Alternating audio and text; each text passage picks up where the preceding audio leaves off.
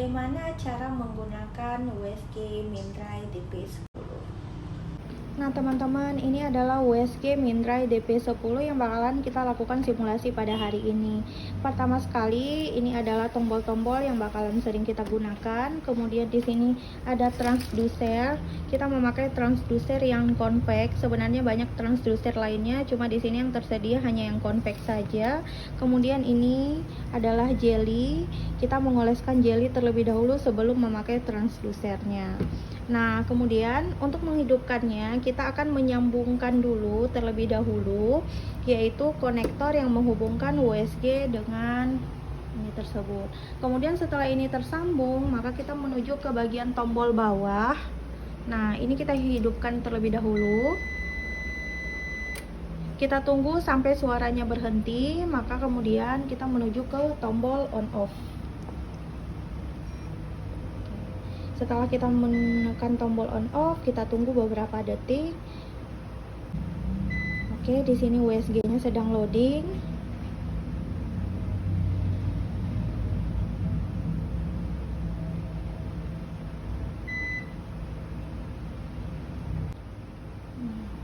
USG-nya sedang loading ya.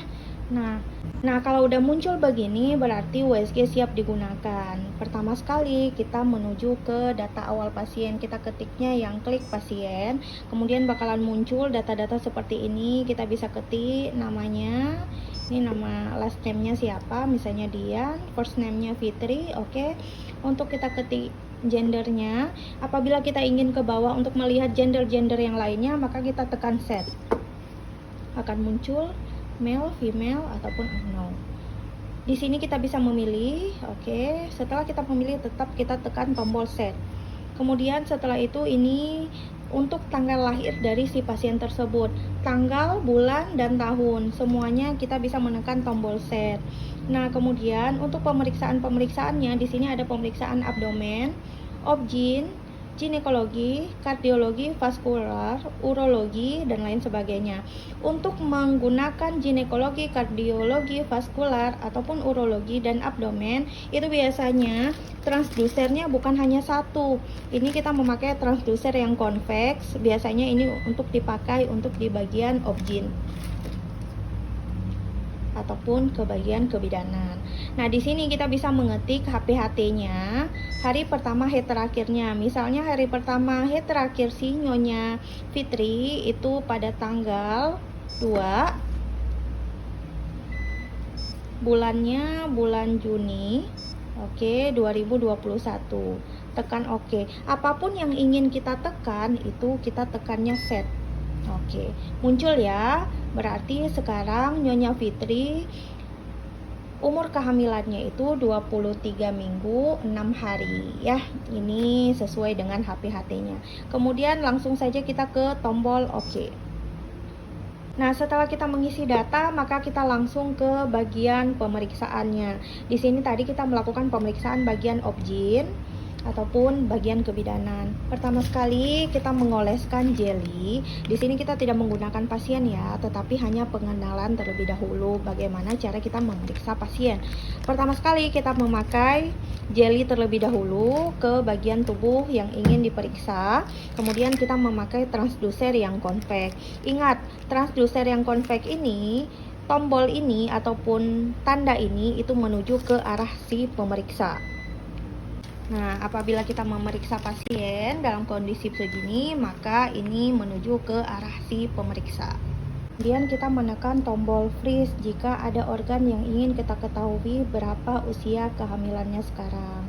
Nah, tekan tombol freeze terlebih dahulu. Kemudian setelah kita tekan tombol freeze, maka akan muncul. Nah, di sini kita bisa memakai GS untuk mendeteksi berapa minggu usia kehamilannya. GS ini adalah gestational sac. Itu biasanya kantung kehamilan bisa dideteksi pada usia 8 minggu ke bawah ya, untuk melihat apakah kantungnya sudah terbentuk atau belum. Kemudian kita bisa menggunakan crown ram length, yaitu pengukuran dari ujung kepala si janin sampai ke ujung kaki. Ini biasanya bisa dideteksi pada usia 7 sampai 13 13 minggu. Kemudian di sini bisa kita untuk melakukan pengecekan terhadap biparietal diameter. Itu biasanya pada usia 14 sampai 20 minggu. Di atasnya bisa terdeteksi tetapi bisa maju ataupun mundur 2 sampai 3 minggu. Kemudian di sini bisa kemudian di sini kita bisa menuju ke bagian AC ataupun di bagian perut. Ini AC ini nama lainnya abdominal circumference. Nah, kita bisa mengklik di sini untuk mengetahui AC. Kemudian untuk di AC ini kita bisa mengklik set 2 kali untuk melihat berat badan janin berapa. Nah, kemudian di sini ada femur length, di sini untuk melihat berapa minggu dari ukuran si femur ataupun tulang paha. Kemudian di sini kita memakai AFI ataupun amniotic fluid index. Ini untuk mengetahui bagian dari si cairan amnion apakah tercukupi atau tidak. Biasanya di sini kita memakai dari 4 kuadran abdomen, yaitu di bagian kanan, kiri, kanan bawah, dan kiri bawah untuk mendeteksi apakah cairan amnionnya tercukupi atau tidak.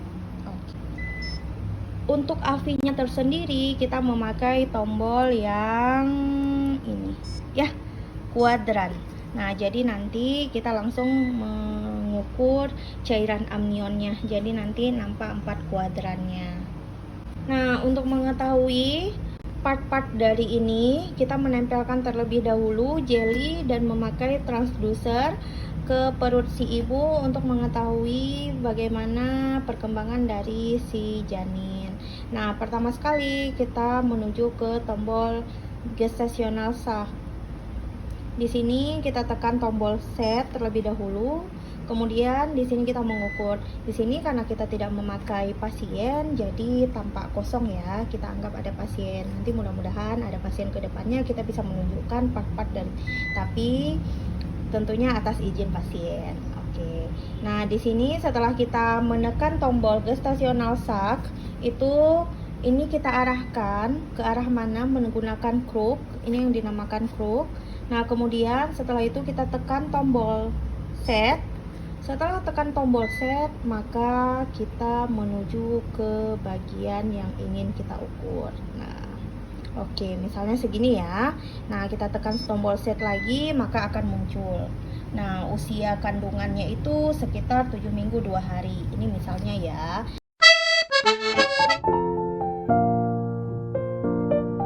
Kemudian kita menuju ke tombol crown ram length ataupun CRL. Ini untuk mengukur bagian dari ujung kepala janin sampai ke ujung kaki janin. Nah, misalnya kita menggunakan begini nih. Tetap tekan tombol set. Oke.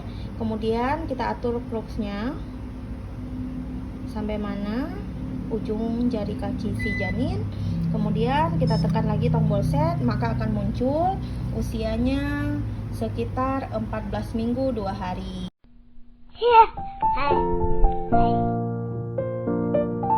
Nah, kemudian kita ke menu selanjutnya. Apabila usia kandungannya 14-20 minggu, itu paling bagus untuk pengukuran BPD ya. Karena di atasnya itu seperti yang saya katakan tadi, bisa maju ataupun mundur 2 minggu bahkan 3 minggu dari perkiraan. Oke. Nah, kemudian di sini biparietal diameter, kita klik terlebih dahulu, tetap tombol set. Nah, kemudian di sini kita hitung dari bagian terluar korteks cerebri menuju ke bagian bawah dari korteks cerebrinya. Nah, nanti bakalan keluar nih usianya berapa? 38 minggu 4 hari. Hai. Nah, selanjutnya kita ke menu abdominal circumferential. Kita klik terlebih dahulu, kita dekatkan crooks ke arah AC, kemudian kita tekan set.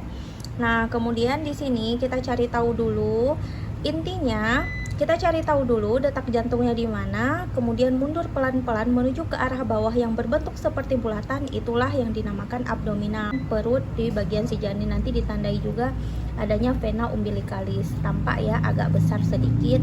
Nah, setelah kita dapatkan bulatan, kita tekan bagian freeze. Nah, kemudian kita tekan set ke bagian AC-nya.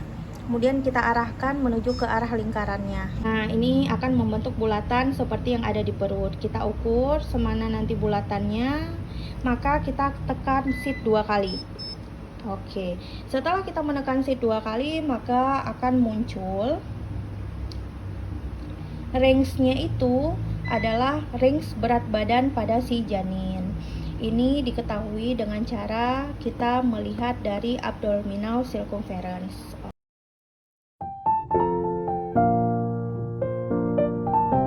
Kemudian kita ke menu selanjutnya yaitu femur length. Pertama sekali kita arahkan crux-nya ke arah FL ataupun femur length. Kemudian kita menekan shift terlebih dahulu. Nah, kemudian di sini kita langsung pengukuran ke bagian tulang paha si janin. Ini bisa dari kiri ke kanan ataupun dari kanan ke kiri ya. Di sini kita tekan tombol set tetap. Nah, kemudian kita ukur jarak antara keduanya. Nah, kemudian di sini kita dapatkan usia gestasinya itu sekitar 36 minggu 3 hari. Begini ya cara pengukuran femur length-nya.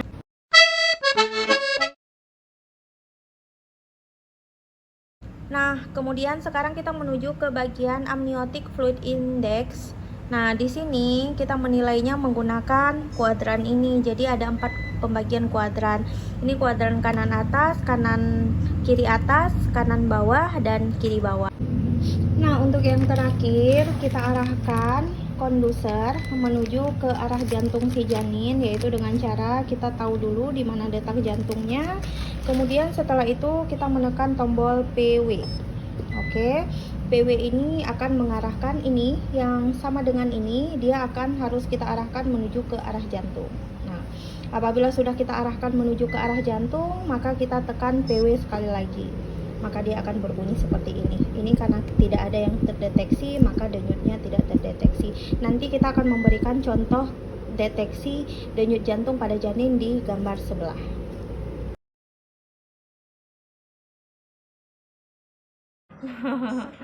Karena kan masih banyak ya air ketubannya, jadi kan dia terus berenang-berenang ya denyutnya.